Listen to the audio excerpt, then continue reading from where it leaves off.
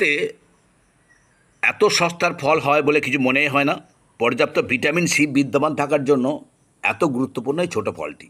সামান্যতেই কাজ হয় বলেই সকলের নাগালের মধ্যে। ভিটামিন সির খনি বলেই এটা পরিচিত। ইমিউনিটি বুস্টারও বলা হয়, আবার কেউ ফলের রাজাও বলেন, বহু গুণে সমৃদ্ধ। রোগ প্রতিরোধ ক্ষমতা বৃদ্ধি ছাড়াও হজম ক্ষমতা উন্নত করা, ত্বক ও চুলের স্বাস্থ্য রক্ষা করা, হৃদরোগের ঝুঁকি কমানোর মতো বহু রকম উপকার পাওয়া যায়।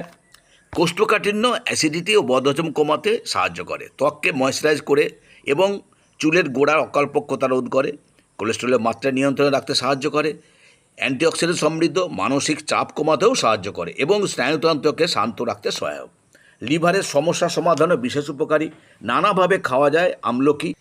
কাঁচা তো বটেই, চাটনি, আচার, মোরব্বা, জুস বা পাউডার করেও খাওয়া যায় এবং সর্বোপরি এটাকে সংরক্ষণ করা যায়। তে এত সস্তার ফল হয় বলে কিছু মনেই হয় না।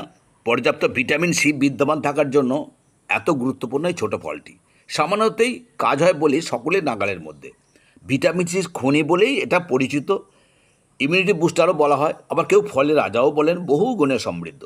রোগ প্রতিরোধ ক্ষমতা বৃদ্ধি ছাড়াও হজম ক্ষমতা উন্নত করা, ত্বক ও চুলের স্বাস্থ্য রক্ষা করা, হৃদরোগের ঝুঁকি কমানোর মতো বহু রকম উপকার পাওয়া যায়।